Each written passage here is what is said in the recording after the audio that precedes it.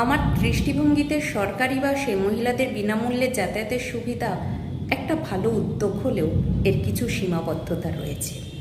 আমি মনে করি সমাজে মহিলাদের নিরাপত্তা ও স্বাধীনভাবে চলাফেরার সুযোগ বাড়ানো খুবই জরুরি এবং এই প্রকল্প সেই উদ্দেশ্যে অনেকটাই সাহায্য করবে।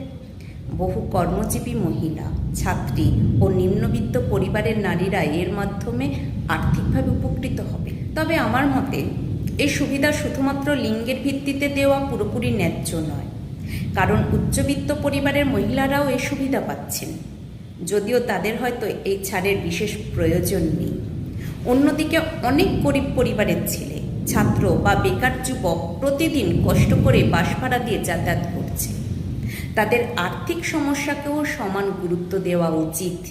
এতে অনেক ছেলেদের মধ্যে অবহেলিত হওয়ার অনুভূতি তৈরি হতে পারে। সরকারের উচিত শুধু নারী বা পুরুষ নয়, মানুষের আর্থিক অবস্থাকেও গুরুত্ব দিয়ে পরিকল্পনা করা।